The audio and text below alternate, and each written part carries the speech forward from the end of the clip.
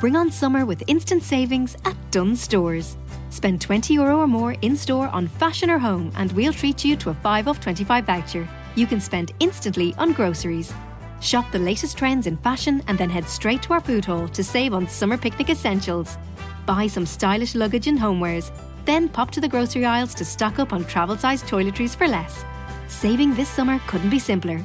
Dunnes Stores. Always better value. Terms and conditions apply. GoLoud. I'm Brenda Dennehy. I'm Julie Haynes. And this is Left on Red. Hi everyone and welcome back to Left on Red, the podcast where no topic is off limits and we get through a healthy dose of girl talk. It's like a virtual coffee date with your besties. Spot on, Jewel. Each week we'll dive deep into a juicy topic that's bound to start discussions and fill up our DMs. And we've got your back when it comes to recommendations. It could be makeup, movies, fashion or food. We'll fill you in what we've loved and maybe didn't love this week. Before we wrap things up, we leave you with a motivational quote to carry with you into the week ahead. It might be nonsense, but we will try. Because let's face it, we all need a little extra boost sometimes. Ready to go? Let's crack on. Hi everyone and welcome back to Left on Red with me, Julie and Brenda. Yeah, and today it's a different episode because we have the lovely Colette Wolfe. She came up from Cork, one of our own. Hi Julie, hi Brenda, lovely to be here. Thank you so much, Colette, for joining us. And you're here to speak about your daughter, Leanne. Yes, actually this is her month. Her birthday and her anniversary is in March, so it's good timing. It is, yeah. Actually, Brenda reached out to you and it was her anniversary, wasn't it? It was actually, no, I was on the way out to the graveyard. It was the day of her anniversary, yeah. And you took that as a sign? I did. Which was lovely. Because it happened with the Late Late Show as well, so I thought it always seems to come up for around that area, so I said I'd do it. Oh, fabulous. And just for a little bit of context here, we have Colette here with us, and your daughter Leanne committed suicide back in 2007, was 2007 on the 23rd of March and 2007. We were in Lanzarote at the time, and we got the phone call. It was our son phoned us at about 12 o'clock at night to say that Leanne was gone. To be quite honest, my husband took the call and we couldn't understand gone. Like, we were saying gone where, and he couldn't say the word that she was dead. And at the end he had to say it, that she was dead. To be honest, I thought she was murdered first. I thought it was a car accident first, but when I realised that she was in the house, I thought it was that she was murdered. Because I couldn't understand. Suicide never even entered my head. Yeah, because as a mom, I'm supposed to be thinking drink, drugs, them going out in the car, a car crash could happen. Things like that, like her, her drink getting spiked or drinking too much or what have you. But suicide never even came into my head. I to be honest, I didn't know anybody really, that I was on that road, to be quite honest. Yeah, and it's like she was such a happy girl. Very, very happy, very bold. As a daughter, as a teenager, she was your natural, your normal teenager. I suppose now things have changed for me now because through doing college, I know that, there's, I never realised that, I always thought when teenagers are young, that, their hormones and all this. But it's not really sometimes, they hide a lot. They do. And they're good at hiding it. I suppose I was hiding secrets all my life, so she got it from somebody good. Yeah, so she had the expert to follow. So, yeah. So you were out on holidays with your husband, Anthony. Yes, we were out in Lanzarote, yes. I can't, as a mom myself, Claire, I can't even imagine getting that phone call. Being in the country, never mind saying 4.5 hour flight journey. It was horrendous, to be honest, because we weren't due back for another 3 days. So it was just horrendous. I think it was the worst flight that I ever in my whole life. To be quite honest, I wanted to die. Yeah. My husband went for the balcony to jump off the balcony, you know what I mean? This was like, she was daddy's baby, she was mammy's girl, you know what I mean? And we waited nearly 7 years for her. So she was just, she was a character. She made us laugh. And I always think if you can make somebody laugh, it's a good quality in someone.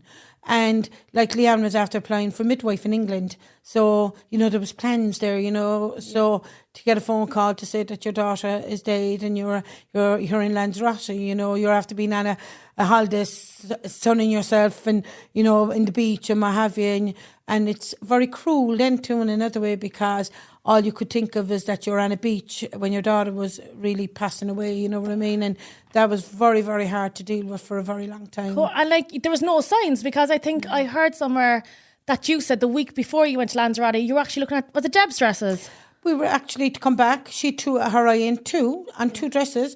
One, to be quite honest, she was after breaking my heart for her friends' grads, and I had to get her a dress made. And I was saying, Leanne, you're not meant to get them things done until your own Debs, because her own Debs was coming up. But we went all out at the end. You know, I went all out with it, and the dress cost was $100, and she was stunning. And you know, but did I know that, you know, instead of like a Deb's dress, that I'd be buying a coffin for her, really, you know what I mean? It's a big difference from that, like, you know.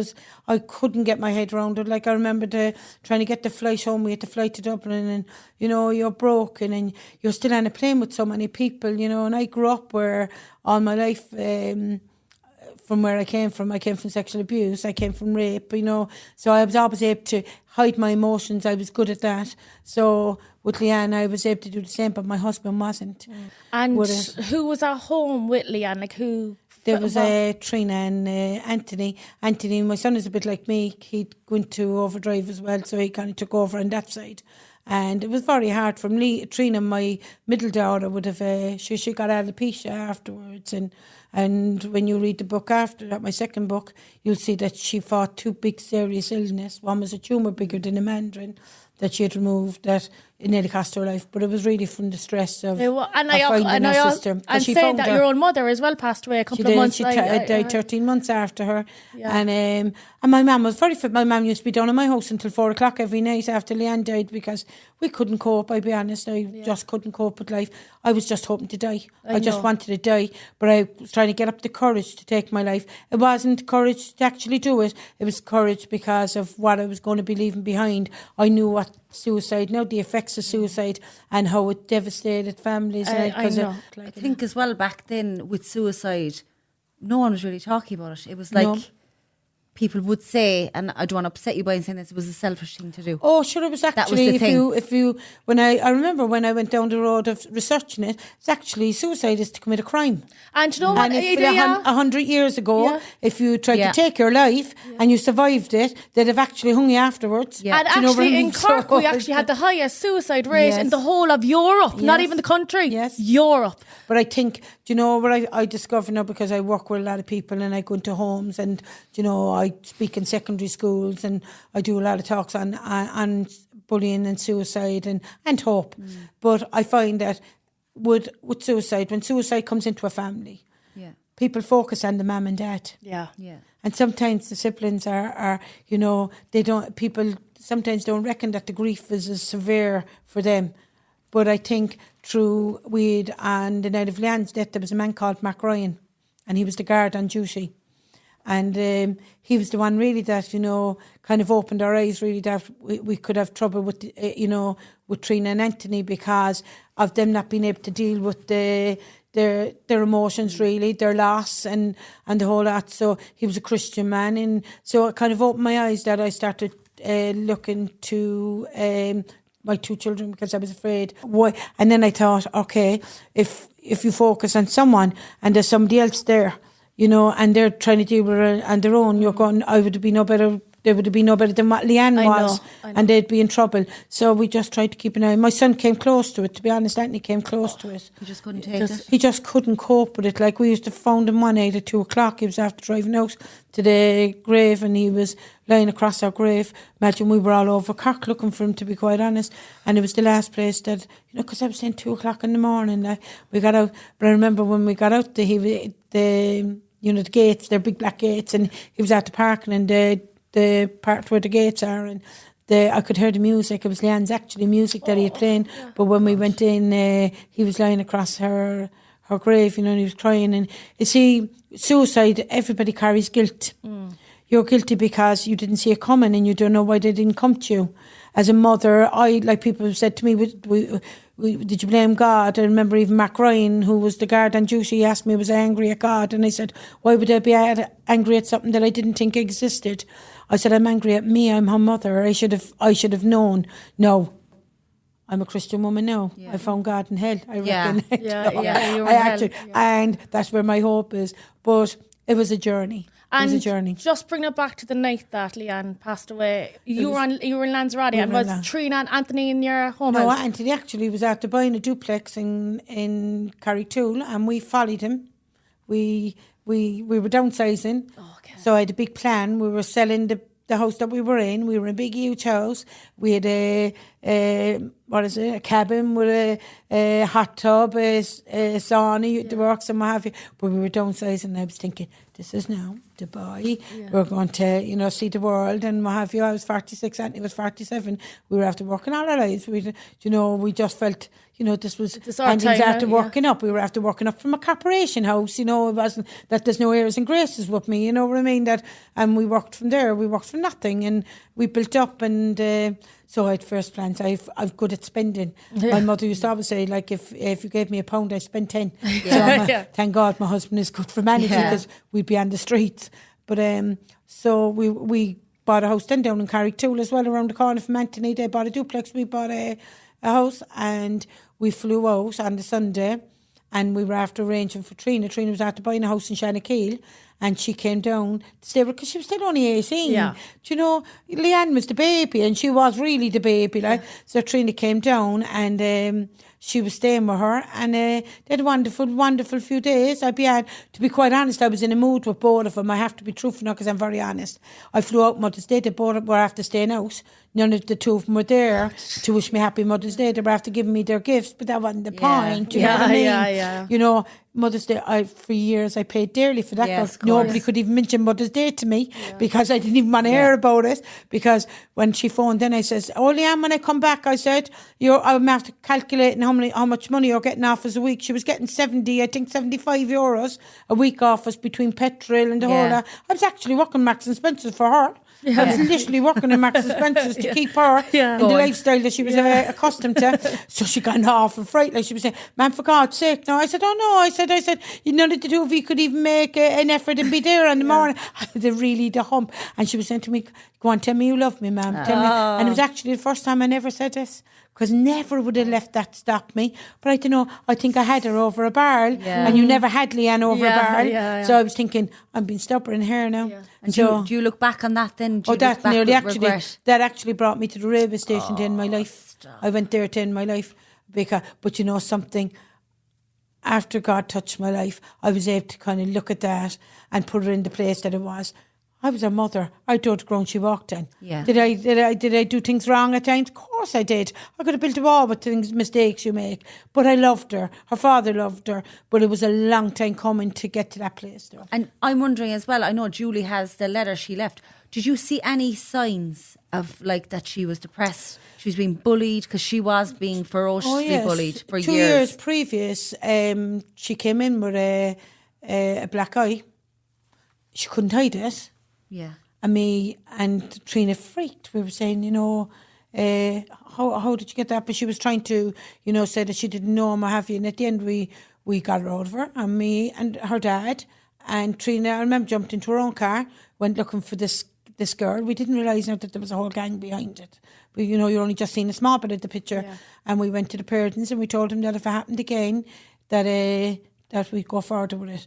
But when you read in her diaries, then it was very sad, because it says that she got a dig, and that she went to the ground, and that everybody was around, and they were all looking, and they were all laughing. So it was just, like, to visualise the picture, like, it was frightening for her, but she was more ashamed that she cried, and she cried. And I think that's what really kind of really upset her. And then about a month, I think, before she died, it would have been about a month to 6 weeks, she wasn't after going to school. Leanne never missed a day. School was, because she was like an only child, so her friends were all in school. She was always in school early. We'd have to drive her, even when we were in Rathcormac. We'd have to leave early. She'd be saying, "I'm going to be late." She's been there about a half hour before even school would start, but it would be meet her friends and what have you. But what we didn't realise is the bullying was after coming into the school at this stage, and so she wasn't after going to school for 2 weeks. And I was kind of thinking, like, you had to kind of tread on eggshells with Leanne, because she was very moody. I didn't realise all what was going on in her life. But I turned around, and I was sitting there, and I was making a cup of coffee, and I was ready to go into work. And I said to her, "Leanne, what's going on?" So she says, what do you mean? I said, are you going to school? And so she says, just don't start now, ma'am. I said, look, I'm going to say something now. I said, I'm after discussing this with your dad. I said, and we don't care if you're sweeping the streets once you're happy. Yeah. So if you want to come out of school, I said, we don't care. Whatever you do. Oh, she said, you'd love that. So I thought to myself, don't say nothing. Because, and next she tipped her phone over to me. Her phone was on the kitchen table. And she started crying. And Leanne would have never really, really cried much, so I sat down because I said, this is serious, when she's upset and she was trying to get her emotions, under control. And I sat down and I read the text that was on it. The text was vile now. It was vile, but it wasn't possible. It was about sex, and she was supposed to be having sex with a couple of boys on top of a washing machine. It wasn't even possible. So I said to her, Leanne, that's not even possible. Do you have to think now, because I'm only seeing the small picture of it. I'm not seeing all what's going on. So I said, that's not even possible. So I said, why would you even leave that worry you? But it was what she said next. She says, do you understand, all my friends is getting the same text about me. And I thought, okay. I said, Leanne, we're going down to the school. And so we went down. Unfortunately for Leanne, her principal was after taking a 12-month leave of absence. And there was another principal there that didn't really know Leanne. And so I told her, I brought the phone down and we told her about the texts that Leanne was receiving, that all her friends were receiving. And I said, I feel this is bullying. And I said, this needs to be sorted. And her words were that the leaving cert was coming up, because the leaving cert was in June.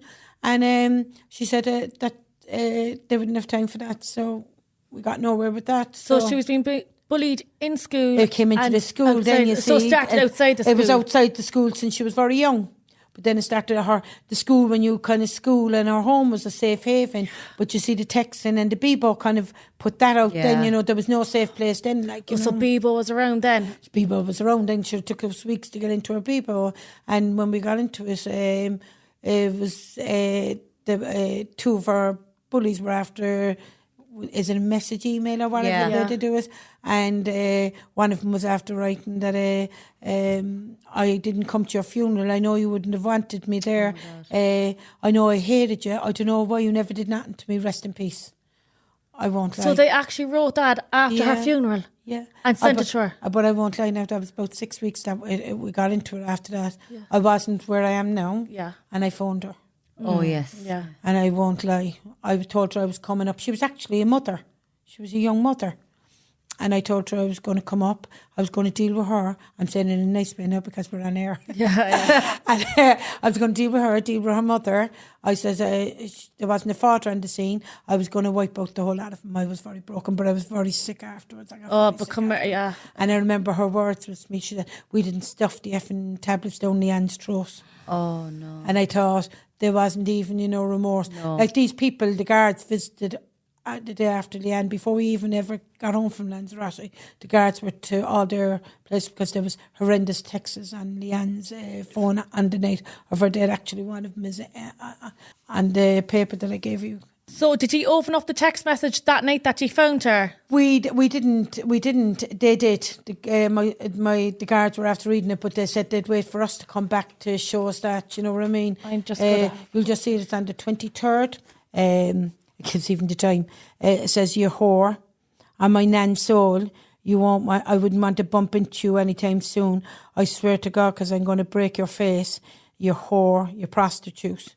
And that was actually, so there was kind of a stream of them came in on the night of her death. They reckon that whatever happened that night will come out one day, because we do reckon there was an altercation because she was home early and whatever happened, we don't know, but it'll come out one day. And for those that's not listening, so Leanne actually wrote many diaries that we actually have with us here. Like you have another one here now. She came up to me Monday screaming and shouting at me. I was so scared. I'm sick of the lies. I swear I feel so depressed. I wish I had a new life. You haven't. These were the things that she was writing. I couldn't understand the diaries at the start, because it was like as if she was talking to someone, but they said that's the way it were. Like here you have then on the 16th of February 2005. I'm just taking them randomly now. Well, the past few days have certainly been the worst for me. Monday night I was in Teddy's. I think they were drinking. I was another name for drinking. So, and I bumped into, and she hit me straight in the face. I had a big black eye. I was mortified. I couldn't even hit her back. And now everyone is laughing at me. This is going on too long. I can't go on with this shit no more. I can't live with it no more. I really can't. It's not fair. I didn't even do anything to her. How many years do you think this bullying was going on? Well, it was going on about 5 years, probably more, even when you go back over our diaries. Like, you know, you've right, like these, the ones I'm reading now are 2005 and 2006. 2005 would have been the black eye and what have you, but they started off very subtle, you know, ignoring her, or, you know, maybe sending her a text, blaming her for something, and, you know, using an excuse to isolate her. Because in some of Leanne's diaries and the bigger ones, is like you have pages, I'm nothing and I'm nobody. And I remember they were actually very hard to kind of think like that. Your daughter is actually writing these things, like, and like she had another one. She was only, I think she must have been only 15 when she wrote this one. Think of what you say to someone; it can leave a lasting effect. I thought it was very deep for someone so young, but like in another part of her diary, she didn't care about the beatings. It was actually the names she hated. The words. She just hated the words. Like there's another part in her diary, it talks like that we were actually living in Rathcormac at the time, because that night we seen the condition of her, and Leanne was after getting her crucial ligament done in her knee in Shanakeel, so she was only just after getting back driving. It took her a while to get back because it was very sore. But when she came in this night, we were living in Rathcormac at the time. Oh my God, she was in a terrible state. Her hair was all coming out in bunches. She had 2 bald patches, and, you know, me and Trina brought her up and we had dropped in the shower. And, you know, I'll be honest, the 3 of us were crying because she was saying she didn't know who they were, that there was 3 girls came towards her when she was heading to her car and that they jumped her. But when you read her diaries, then she'd have dates, names and the whole lot. And she said, I was on the way to the car, I see him coming towards me. And she wrote it in pencil, because I asked the counsellor afterwards, I said, why is it in pencil? And she said, pencil was a time when she was safe. So she went back to pencil. So she said, I see him coming towards me. I'm not going to run. And then it was the childish thing. I fighted him the best I could, knee very sore. I thought, girl, like, I remember when we done that through the council, and I remember I was very ill afterwards. I was vomiting. Like, of course you want to murder him, you know. I'm wondering, after that, did any of them apologise or come clean? It has throughout. It's been how many years now? She's 17 years actually. In those 17 years? 17, no, not never, one person. Never. And can I ask, do you see some of them to this day? I actually did. At the start, I actually had one of her main. There was about 6. That was really, you're talking the top. There would have been 2 main, and then 6, and then you would have had another few, you know, that would have joined in, and, you know, and. But her there was 2 main ones, really vicious, like they really controlled everything. But I had one of her sister actually down for breakfast one morning. Her sister. Down to you to speak to you about? No, I was down because she was going through a tough time, and I was on a different walk. Then God will test you to see if you're after forgiven at this stage. There was a time when I was starting my walk, with my Christian walk, when Mark Ryan, now the guard, you know, he tell us that God could heal you, or he could take away this pain and this loss and give you hope. And I thought, really and truly, for even a little while, I thought, is he going to rise Leanne from the dead? Because that's the only way I could have seen that I could have a life outside Leanne. And but now God does things differently. So I took a chance, and I said, right, after going to the railway station, I knew God was real at this stage, but I didn't think, how could he even be bothered with me? I was a woman that, you know, went through life, you know, from the age of 8 to 11 was sexually abused, was 17 when I was raped, and the whole of Cork knew, so you couldn't hide that. Lost 2 sisters, you know what I mean, and then lost your daughter through suicide, and I was thinking, why would God even want to have anything to do with me? So I ended up going to the railway station to end my life, and I had an encounter with God. And I knew that God loved me.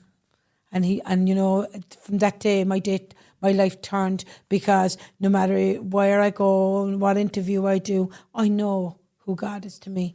There was no man, there was no woman, there was no husband, there was no children, no counsellor could fix what I needed fixing. broken heart, yeah. It was, you couldn't fix it. And with Leanne writing their names in the diaries, I know you're good friends now with the detective or the guard on the scene. Is there anything that guard could have done then? Oh, we were on a route first it was the first time in Irish history that Leanne's bullies were subpoenaed into an inquest, not by us but by the state. Okay. So that was the first time that was ever even done. But it was our choice. Okay. We went down the route, so we had a solicitor that was in the mail that said that he wouldn't have to worry about no money, that Leanne's story was out to get out at that stage, and people were, they knew the background now, and people wanted to help, and he was starting out. The only thing that I didn't like about it is that you'd have to hit him where money was concerned. Yeah. And I never wanted it to be about money. It kind of didn't sit right with me. Yeah, I know. I wanted to just bring him to court, disgrace him, show him up, for who they were, because there's no way I can forgive them, because I hated them with a burning passion. But that hate was really turning into something else. It was, it was eating me up. And I started praying, and I remember Pastor Paul one night, and I went to church, and in front of everyone, the congregation, I knew that I stood up and I asked that they pray, because I had an anger that I couldn't get rid of. And they prayed, and that anger left. Yeah. And then God gives you the grace to forgive. So. Isn't Christianity like a lot of time based on forgiveness? It is. Overall, like it says in the Our Father, sure. Yeah. If we don't forgive, that our Heavenly Father won't forgive. But it's very easily said than done. You know what I mean? But I couldn't possibly do it. But God gives you the grace to do it. Yeah, and I suppose, like I said earlier, Cork is not like biggest suicide rate in the whole of Europe. And I heard of kids of 14, 15, 16 committing suicide. Do you think that they know what they're actually doing, that the outcome is going to be death? Or do you think it's just nearly like a cry for help for them? I think when you're very sad and you're very lonely and you're very empty, because I know when I was that way myself, you just want the pain to stop. You do, yeah. The whole death thing is not huge to you, because you just want to shut down. You just want things to end. So, we did a coffee morning for 8 years. Neil Prendeville paid for it for 8 years, and we had as young as an only child. She was 10, and we had families that lost 3 children. You know what I mean? And I remember there was a family that, and they were all from Cork, and there was it was 2 brothers and a father, and the father left a note, said that he'd a son left and daughter, and the note was that he didn't want to carry another son. Oh, so he ended his life. But I think with suicide, you see, and how there can be multiple suicides. For my own, this is only always my own thoughts, is I think that there's so much sadness in the home that comes into the home when suicide comes in, because it's an unnatural death. And I think that, that sadness, people are all trying to deal with their grief and guilt and shame, because that's what comes with suicide, that, some gets lost, really. And actually, funny you say that, because I actually listened to you there a couple of weeks back, and you spoke about, you went back to Marks and Spencer's to work after maybe 12 months after Leanne's death, and a lady came in and she lost her son. Will you tell everybody this story, because I think it's just a beautiful story. To be honest, now in Marks I had to kind of run of the place, because they didn't really know where to put me, because I was just a completely emotional wreck. Yeah. I was actually, I'd say I was the last an hour every day, and I was sent home in a taxi. Somebody else would have to bring me, one of the girls. So it was costing them a fortune, really.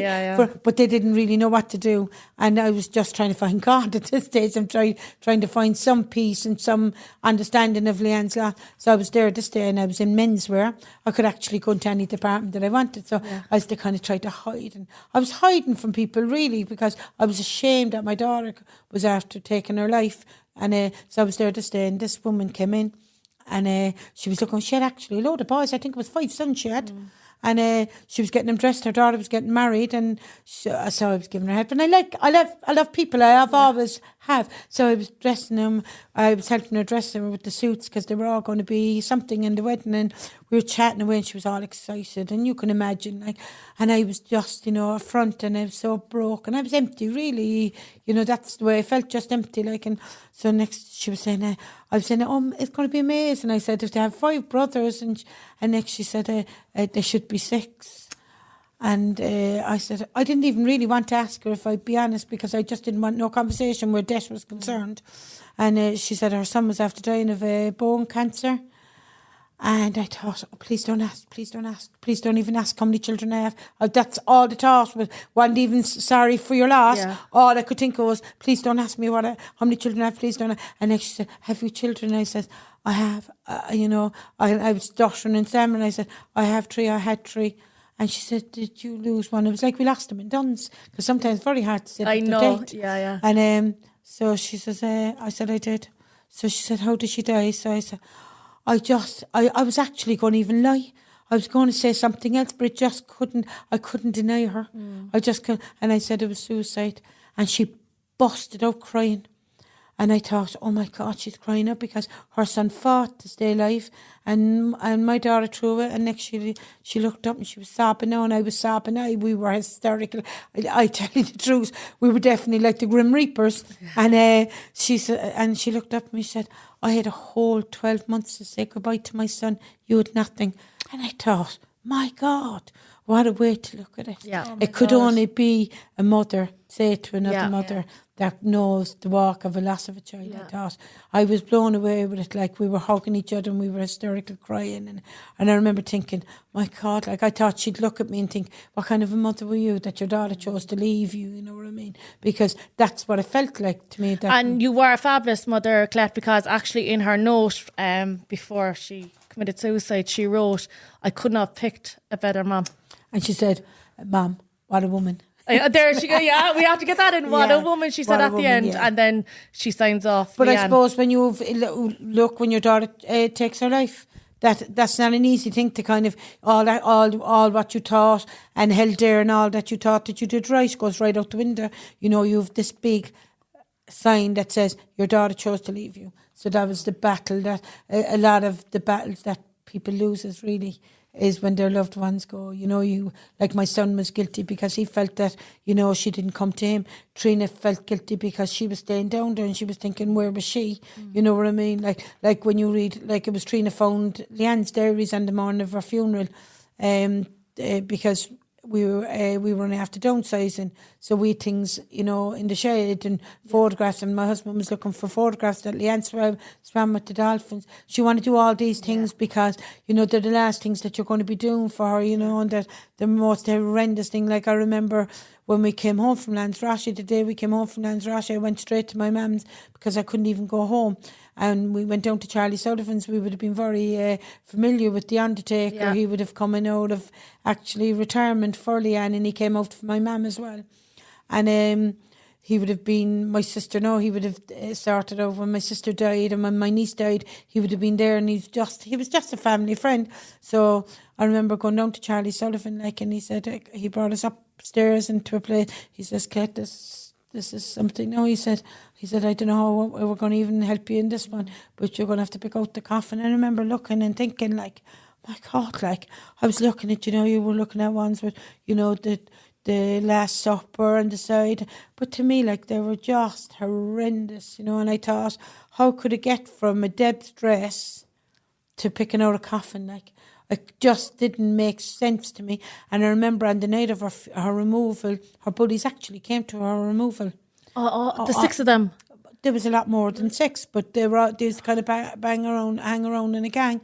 But they kept 2 of our main bullies actually stood up. But you see, I knew one of them now because of the time that she got the black eye that we went to the house. So she kept on going up to the coffin to look at Leanne and be carried back down and what have you. I remember looking, I didn't shed a tear at Leanne's funeral because there was no way I was going to shed a tear. I was waiting until Leanne was looked after. Yeah. You know, and there was nobody going to see me, you know, throw myself down a coffin or what have you, you know what I mean? I'd rather chop off my own head. Yeah. That's the way I was brought up, you know what I mean? That you don't, you know, you keep yourself together.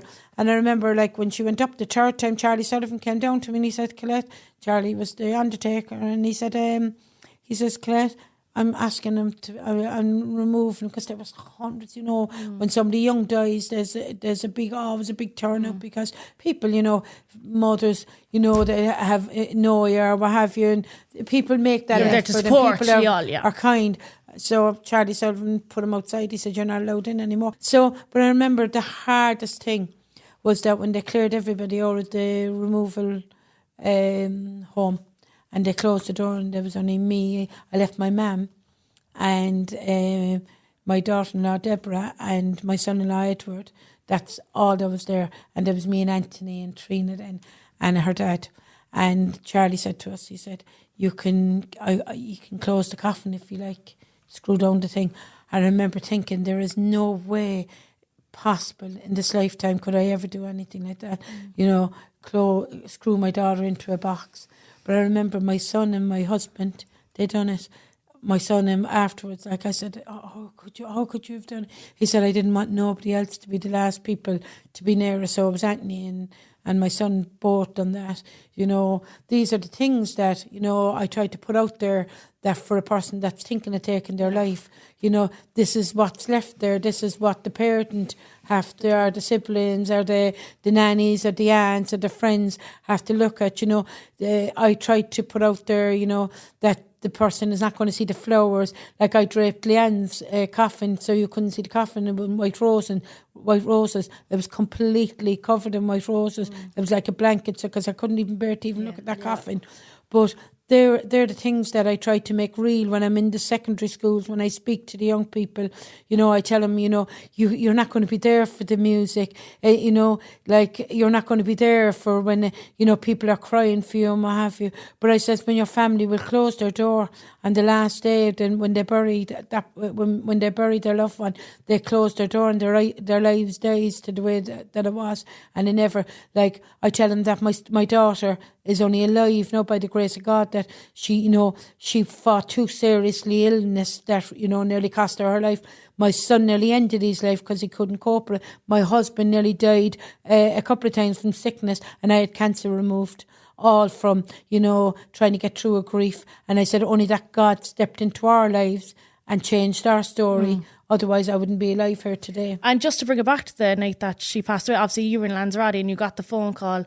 I remember you saying that you asked your son, I think, to put the phone up to her ear.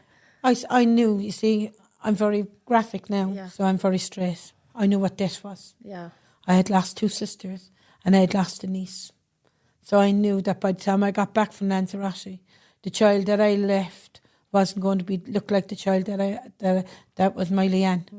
So I knew. So all I had was between that phone call, and she was still warm. Yeah. Because she was all tucked into her quilt and she had Frances' morning coat. My sister that died, she had her morning coat on. And I just said to my son, I says, Anthony, clear everybody out the room before they take her. I said, clear everybody out the room.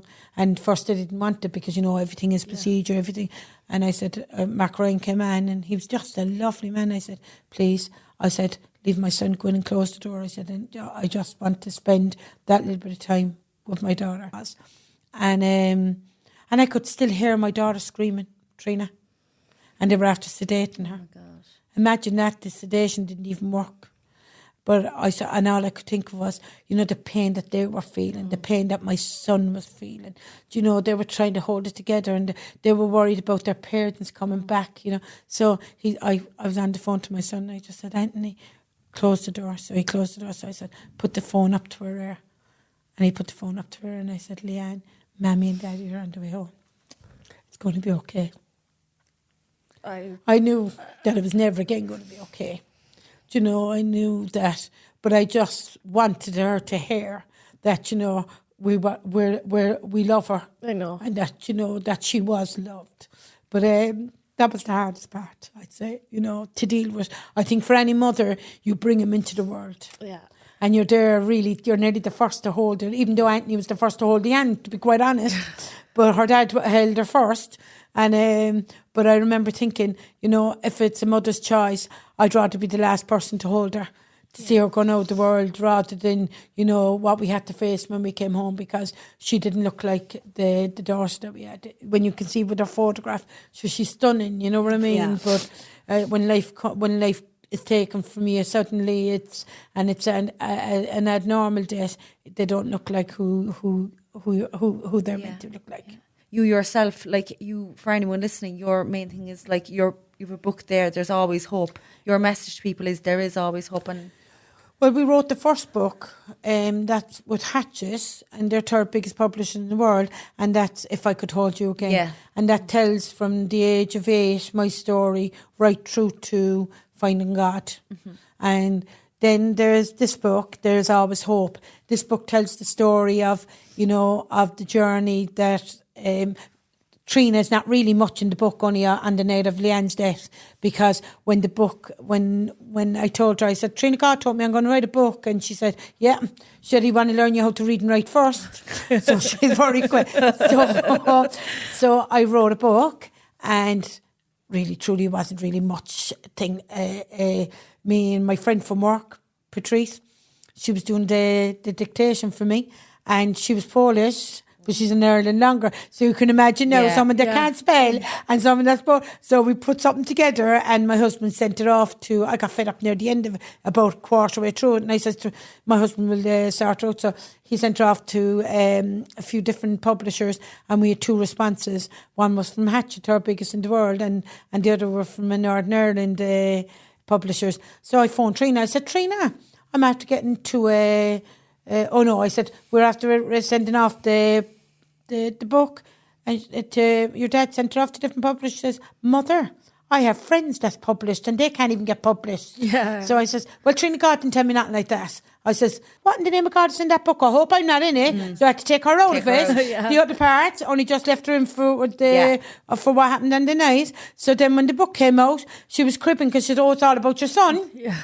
My son. Yeah. So I said, you can't win. Yeah. So the second book, there's a lot in there about Trina, about her journey. And then there's a lot in there about different people. I tell their story, and then they also tell their story. And I hear you stand in front of the mirror and you say, I'm one hot mama. And for years, I used to always, when I look at the mirror, and even for the first time, I was after getting the weight down and keeping it down for 3 years before Leanne died. It was actually the first time, because I don't know, it's from sexual abuse. Food was my comfort. That's what I always went to. But I remember when Leanne died, I was the thinnest that I was. I was about into size 10, 12. But now I put up the weight, and I never liked myself when I'd look. But now I look in the mirror and I say, you're one hot man. And I used to be saying to my husband, I say, you're very blessed to have me.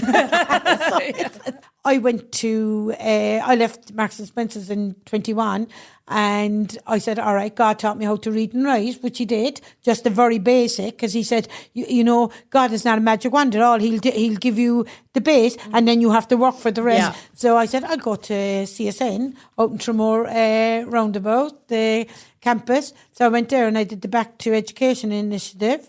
And when I finished that, I actually wrote the second book and did the cover, the whole lot myself. Had no one to... So it was great. The laptop was brilliant. You have a spell check and everything. And then I went on to do social studies. And now I'm just finishing my first year in UCC. I'm doing a bachelor's in science in youth and community. So, because I'm working with young people, so I want to know more about them. The way they think, and not only for that, because I work with people that are alcoholics, people that are. I was nearly. You read in the first book, we never touched a drink after Leanne for months because I was afraid of my life, because I came from alcoholism. So I knew the gene was in me, because long ago when I'd go out, if I had a drink, I never went out to kind of social drink. Where my daughter Trina would have had a glass of wine, and she could say, I used to want to go from A to C straight away. Yeah. I never wanted to do the middle part. Yeah. Exactly. And I think before I finish up, one of the main reasons why we were so wanted to have you on the podcast as well is because we were kind of chatty about social, she had Bebo back in the day, but words hurt. Yes. I accidentally overdosed. But there was other stuff going on, but stuff led me to doing it. Yes. Julie herself has had abuse on social media online. So the message out there is these words hurt. They hurt Leanne. Look, we're human beings. And Julie and Brendy, you're younger now than me. I'm 63 now. I don't care what they say. Yeah. You know what I mean? Yeah. I'm over that. Yeah. Do you know what I mean? But we still like to hear nice things. Yeah. Do you know, I think if you have nothing good to say about something, don't say nothing at all. And I think a lot comes from it that when somebody's doing well, Yeah. and they're doing right, and people get jealous. It's inevitable. Yeah. And they get jealous, and then they decide, I'm going to send a message in there, wherever, if it's Twitter, if it's Instagram, or that hurts, you know what I mean? Who do you think you are? You're not even that good looking, or what have you. Like I heard I was coming up, you won't believe the efforts I had to roll. I had to roll until I pulled up in the car there. So I was looking through your thing, I was saying, no. I said, you Do look you great. think let hurt people? Like, do you think like Leanne's bullies are... I do. I honestly do. I think, I think there have to be something really wrong going on in somebody's life for it to cause pain to another person, because you'd have to be, you couldn't be in the right place. When you look at bullying now today, and especially cyberbullying, when you look at cyberbullying now at the moment, like there's Ireland actually is, because I'm doing a kind of a presentation on there at the moment for college, and we're actually the highest for the cyberbullying. I don't know why we are. Are we a country that really wants to pull our own down? When they're doing, it's sad that we're going to be known for that. But like with cyberbullying, like it's very easy for them to come in and leave a horrible remark. Absolutely, and they can step away. They don't have to face anyone. They don't have to deal with anyone. You know what I mean? Keyboard warriors. And I think then there's a lot of bystanders. Yeah. And you have that effect, the bystander effect, then, because there's a lot of other people sees that remark, and they should come in and say, be nice here. That's not nice, because a bully won't like being told. Usually bullies don't work with one. They're usually groups. Usually a bully will always a target will be the person, an individual, but it's usually a group. So there's usually a group that's sitting discussing that. Maybe Julie whatever, this little group are discussing, who does she think she is? Oh, she thinks she's great, not because she has this many followers, or Brenda thinks she's brilliant, not because they have this, or they have this lovely car, or they have but there's a group of them, they're involved, you know what I mean? And then they decide, throwing a little horrible little word to hurt, and it does hurt. And when you're younger, it hurts more. And I think bullies know when you're vulnerable, because that's when they hiss. On our final word on the bullies, any bullies listening, what would be your message? My message would be to nobody goes out, I hope, to deliberately hurt someone.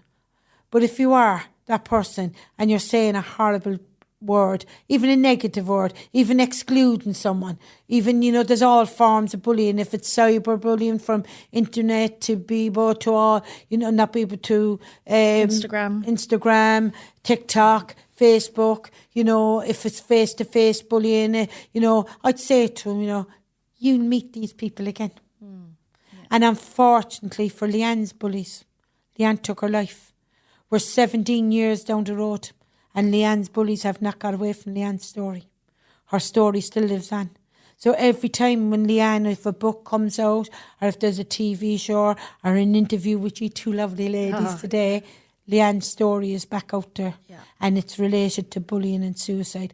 That, there's a consequences that when you take an action to bullying, you'll pay a price. And there'll be a price one day that'll catch up with you, and you'll pay that price. Leanne's bullies are paying a heavy price now. I believe they are, because it has never gone away from them. I know that if it was me, I would be cringing every time, because even if it was just stand back and do nothing. Leanne had very good friends. Yeah. She had Joanne, she had Laura, she had lovely friends. It wasn't, but there was some that were just... Jealousy is the biggest thing. And I would say to those bullies, if you have an issue, push it down, get rid of it, seek help for it, because it will come back and bite you in the face, and you'll pay a very, very high price for it, for your actions. It mightn't be the price that Leanne's bullies are paying for it, but it'd be a price that whoever you're saying a nasty word to, or whoever you're being disrespectful to, one day you face them, or one day your children will go through that, or one day a friend will go through it, or yourself will go through it, and you will feel how it feels to have the shoe on the other foot, and it will come back and haunt you. Absolutely. And on that note, Colette, we'll leave it there. Thank you so much for coming in to talk to us. No worries. If you have been affected by Colette's story, we'll leave some resources in the show notes, and please seek help. And before we go as well, Colette, your book, There's Always Hope. Where can people purchase it? Is it online, Amazon? It's on Amazon. They can actually get the 2 books. You Are Not Alone. If I Could Hold You Again, and There Is Always Hope. To quote Leanne again, Colette, what a woman. What a woman. Do you know Thanks what? so much, Colette. Thank you. Pleasure Thank to meet you. Thank you. Bring on summer with instant savings at Dunnes Stores.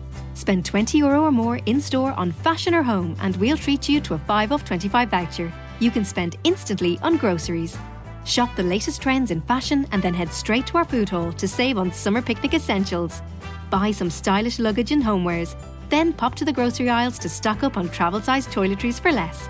Saving this summer couldn't be simpler. Dunnes Stores. Always better value. Terms and conditions apply.